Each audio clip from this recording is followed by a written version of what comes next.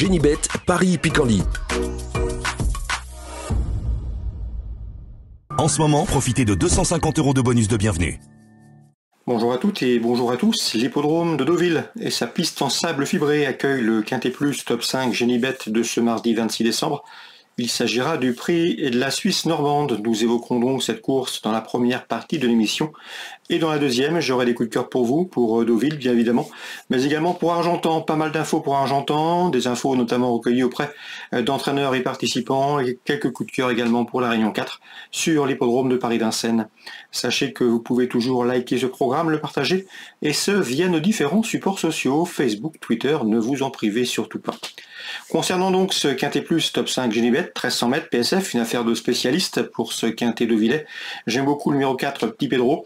Le cheval est confirmé à ce niveau, une victoire et 3 fois dans les 4 premiers en 5 quintets courus, du 4 sur 5 dans les 4 premiers pour lui dans les quintets.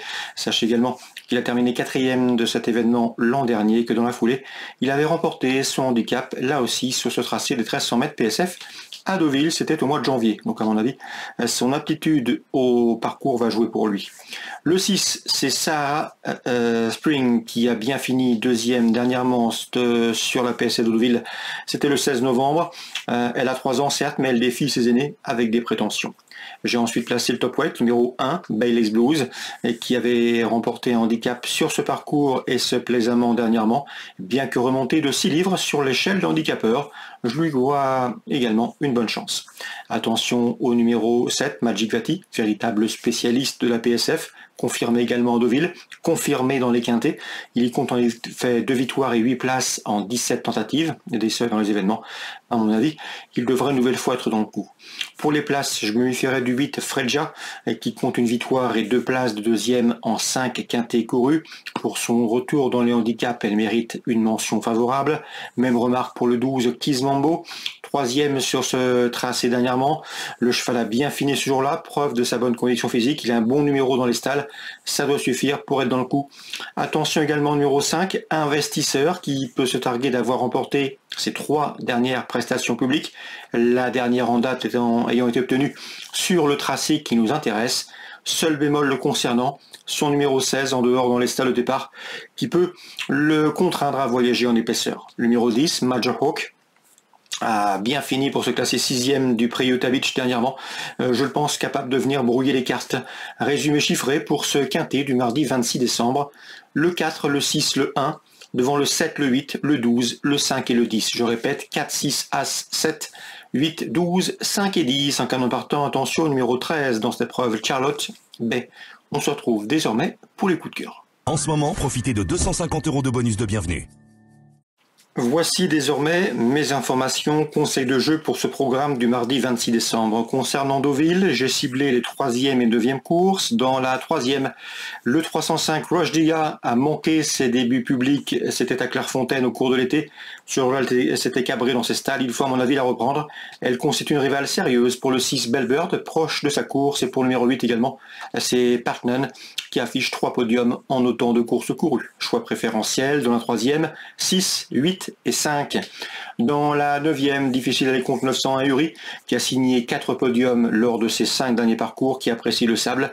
Sa principale opposante pourrait bien être le numéro 3, Blood Shop, qui aligne également les bons classements, 901, 903. On ouvre maintenant la page d'Argentan, c'est la Réunion 3, les trotteurs en piste. Pierre Sorek, qui nous a donné une bonne information dernièrement à Cabourg avec une gagnante facile, présente le 205 un Sermacat. Attention, un Sermacat qui reste sur plusieurs disqualifications et pourtant sa forme est optimale à la maison pour son retour outre-montée, présenté pieds nus. Le cheval pourrait bien faire afficher une belle cote à l'arrivée de ce deuxième rendez-vous Argentan. C'est le 205 un Sermacat. Attention à lui pour une cote. Christelle Lecause, souvenez-vous, était confiante dernièrement avec le 301 Xaronic. Elle a donné raison puisque le cheval a pris une bonne 3e place. Il revient ici corde à droite, c'est mieux pour lui. Un cheval de qualité, un cheval en retard de gain, à mon avis, dans ce lot, sur un tracé qui va lui convenir. Le 301 Xaronic a les moyens de jouer les premiers rôles. On peut lui opposer le numéro 2, King Elvis, lequel a prouvé qu'il valait un lot comme celui-là, et le numéro 11, Kitty Land, qui, à la faveur d'un parcours au trot, a les moyens de les accompagner. 301, 302, 311. Concernant Ernaud Sirmet, il nous a indiqué que le 408 Ilio Manto était bien actuellement. C'est un cheval un peu autoritaire, un peu spécial, mais il a parfaitement les moyens de remporter une course comme celle-ci. Donc il sera imprudent de l'écarter de vos jeux. On peut lui adjoindre le numéro 3, Igloo du Léard, qui reste sur 2 victoires, qui sera pieds nus et qui comptera logiquement des preneurs. Donc 408, 403. Marius Coignard, j'ai eu l'occasion également de discuter avec lui dernièrement.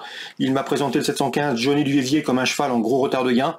D'ailleurs, son protégé reste sur 4 succès plaisants. Il sera plaqué les antérieurs, déféré des postérieurs. Le cheval, comme je vous le disais, n'a pas vraiment de défaut. Malgré le rendement de distance, il a parfaitement les moyens de s'imposer, de combler ici une nouvelle partie de son retard de gain. C'est 715, Johnny Duvivier, première chance. On lui adjoindra le numéro 16, Jimmy Duclos. Fautif dernièrement, mais attention, auparavant, le cheval avait collectionné victoire et place de deuxième. Il faut impérativement le racheter, lui aussi, à le niveau. 715, 716, Argentan, Réunion 3. Petit mot sur Vincennes, la Réunion 4. Dans la troisième, une information avec une réserve. C'est le 308 Isolina. Son mentor a été clair, Cyprien Dubanchet. La jument vaut un lot de ce genre, mais d'après lui, elle est bien meilleure sur des parcours de tenue. Ici, c'est un tracé de vitesse. Elle va risquer d'être prise de vitesse en démarrage. Et ensuite, il faudra chasser derrière les animatrices, ce qui peut contraindre plutôt à la voir pour une place, sachant qu'elle aura un bon programme ensuite en début d'année. Donc information mitigée concernant le 308 Isolina, Cyprien Dubanchet. Information et interview disponible sur canalturf.com. Concernant la sixième, je pense qu'on peut assister à un match entre deux poulains invaincus qui comptent tous les deux victoires en autant de courses courues. C'est le 6, le Poète Bourbon, qui m'a vraiment laissé une belle impression dernièrement. Et le numéro 3, Lambac Giel, lui aussi, poulain prometteur, 606, 603. C'est à Vincennes, c'est en Réunion 4. Excellente journée à tous, très bon jeu, et rendez-vous désormais très bientôt sur Canal Turf. Génibet, Paris Picardie. En ce moment, profitez de 250 € de bonus de bienvenue.